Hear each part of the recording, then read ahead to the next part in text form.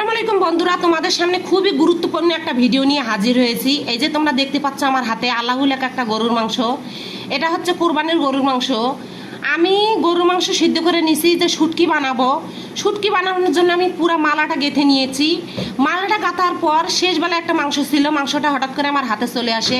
আর হাতে নিতে না নিতেই আমি দেখি যে এত সুন্দর নিখুঁতভাবে আল্লাহু লেখা। তাই ভাবলাম যে তোমাদের সামনে এই ভিডিওটা একটু শেয়ার করি। এতদিন তো শুধু টিভিতে মোবাইলে সব জায়গায় দেখেছি, নিজে সামনাসামনি কখনো দেখি নাই। আসলে আমি এই মাংসগুলো কেন শুটকি করার জন্য যে আমি নিলাম তা আমি ভেবে পাচ্ছি না এখন। আল্লাহর হুকুম ছাড়া একটা গাছের পাতাও লড়ে না। দেখেন তো, হয়তো আল্লাহ চাইনি যে আমি এই মাংসগুলো সিদ্ধ করি। এই যে দেখেন, স্পষ্ট বোঝা যাচ্ছে যে এটা আল্লাহু লেখা আছে মাংসটার ভিতরে। এই যে দেখেন,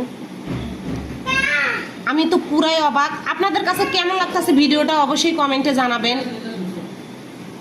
আমার কি ভাগ্য যে আল্লাহু এরকম একটা আল্লাহু লেখা মাংস আমার হাতে চলে এসেছে। দেখেন, আমি তো পুরাই অবাক। হয়তো আল্লাহ চাইছে যে আমার হাতে এই জিনিসটা আসুক, আর আমি দেখে হয়তো কিছু শিখি আর সবাইকে একটু দেখাই, যে সবাই কেউ যাতে আপনারা এরকম কাজ না করেন আমার মতো। আমি তো ভুল করেই ফেলেছি। দেখেন।